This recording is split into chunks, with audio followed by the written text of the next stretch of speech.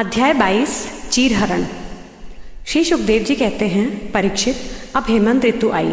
उसके पहले ही महीने में अर्थात मार्ग शीर्ष में नंद बाबा के व्रज की कुमारियां कात्यायनी देवी की पूजा और व्रत करने लगी। वे केवल हविष्यान्न ही खाती थी। राजन, वे कुमारी कन्याएं पूर्व दिशा का क्षितिज लाल होते होते यमुना जल में स्नान कर लेती और तट पर ही देवी की बालू कामयी मूर्ति बनाकर सुगंधित चंदन, फूलों के हार, भांति भांति के नैवेद्य, धूप दीप, छोटी बड़ी भेंट की सामग्री, पल्लव, फल और चावल आदि से उनकी पूजा करती।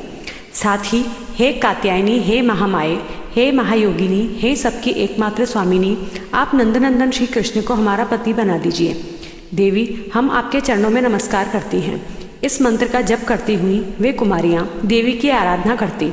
इस प्रकार उन कुमारियों ने, जिनका मन श्री कृष्ण पर न्यौछावर हो चुका था, इस संकल्प के साथ 1 महीने तक भद्रकाली की भली भांति पूजा की कि नंदनंदन श्याम सुंदर ही हमारे पति हों। वे प्रतिदिन उषा काल में ही नाम ले लेकर एक दूसरी सखी को पुकार लेती और परस्पर हाथ में हाथ डालकर ऊंचे स्वर में भगवान श्री कृष्ण की लीला तथा नामों का गान करती हुई यमुना जल में स्नान करने के लिए जाती।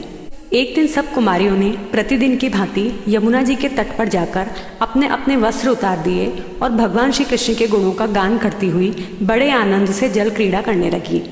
परीक्षित, भगवान श्री कृष्ण सनकादि योगियों और शंकर आदि योगेश्वरों के भी ईश्वर हैं। उनसे गोपियों की अभिलाषा छिपी न रही। वे उनका अभिप्राय जानकर अपने सखा ग्वाल बालों के साथ उन कुमारियों की साधना सफल करने के लिए यमुना तट पर गए। उन्होंने अकेले ही उन गोपियों के सारे वस्त्र उठा लिए और बड़ी फुर्ती से वे एक कदम्ब के वृक्ष के ऊपर चढ़ गए।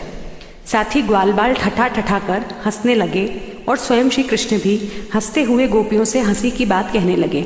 अरे कुमारियों, तुम यहाँ आकर इच्छा हो तो अपने अपने वस्त्र ले जाओ। मैं तुम लोगों से सच सच कहता हूँ, हंसी बिल्कुल नहीं करता। तुम लोग व्रत करते करते दुबली हो गई हो। ये मेरे सखा ग्वालबाल जानते हैं कि मैंने कभी कोई झूठी बात नहीं की है। सुंदरियों, तुम्हारी इच्छा हो तो अलग अलग आकर अपने अपने वस्त्र ले लो या सब एक साथ ही आ जाओ, मुझे इसमें कोई आपत्ति नहीं है। भगवान की यह हंसी मस्खरी देखकर गोपियों का हृदय प्रेम से सराबोर हो गया। वे तनिक सकुचाकर एक दूसरे की ओर देखने और मुस्कुराने लगी। जल से बाहर नहीं निकली।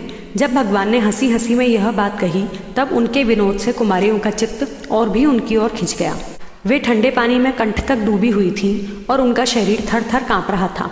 उन्होंने श्री कृष्ण से कहा, प्यारे श्री कृष्ण, तुम ऐसी अनीति मत करो। हम जानती हैं कि तुम नंद बाबा के लाडले लाल हो, हमारे प्यारे हो। सारे व्रजवासी तुम्हारी सराहना करते हैं। देखो, हम जाड़े के मारे ठिठुर रही हैं। तुम हमारे वस्त्र दे दो। प्यारे श्याम सुंदर, हम तुम्हारी दासी हैं।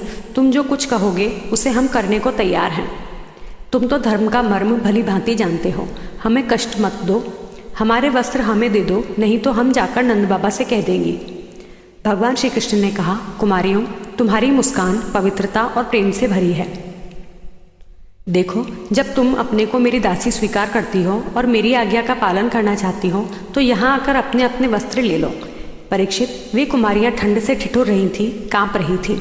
भगवान की ऐसी बात सुनकर वे अपने दोनों हाथों से गुप्त अंगों को छिपाकर यमुना जी से बाहर निकली। उस समय ठंड उन्हें बहुत ही सता रही थी। उनके इस शुद्ध भाव से भगवान बहुत ही प्रसन्न हुए।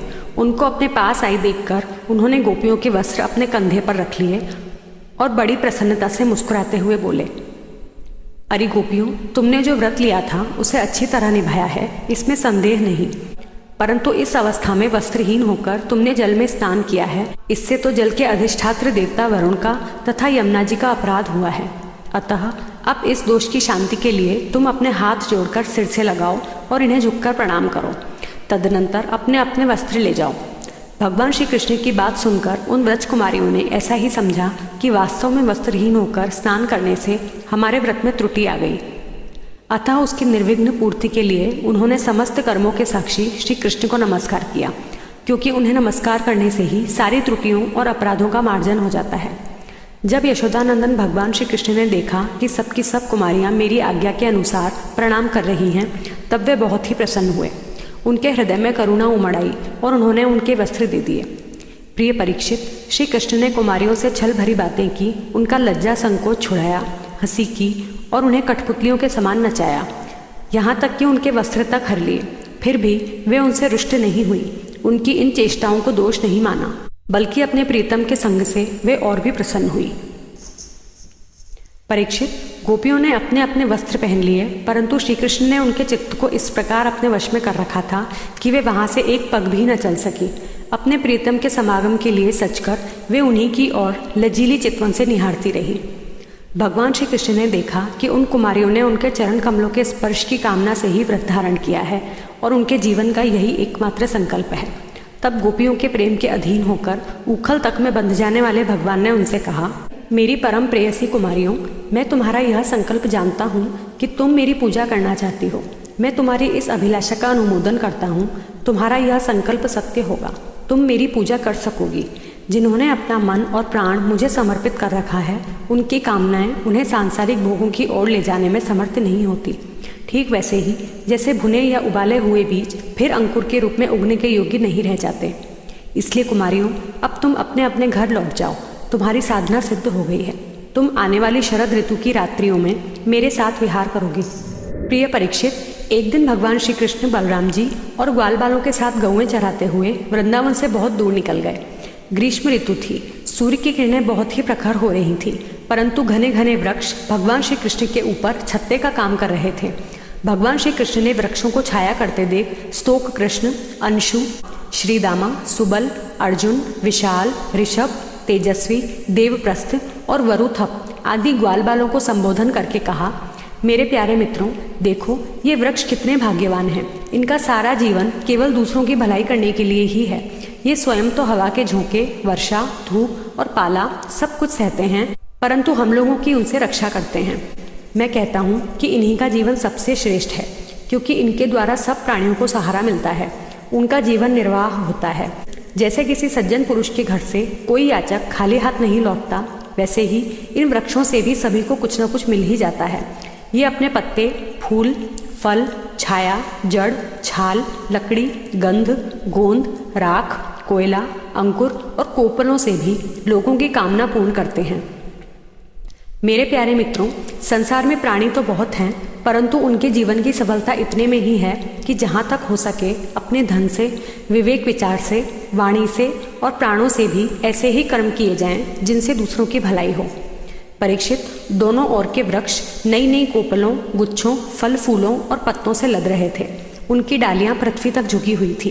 इस प्रकार भाषण करते हुए भगवान श्री कृष्ण उन्हीं के बीच से यमुना तट पर निकल आए। राजन, यमुना जी का जल बहुत ही मधुर, शीतल और स्वच्छ था। उन लोगों ने पहले गऊओं को पिलाया और इसके बाद स्वयं भी जी भरकर स्वादु जल का पान किया।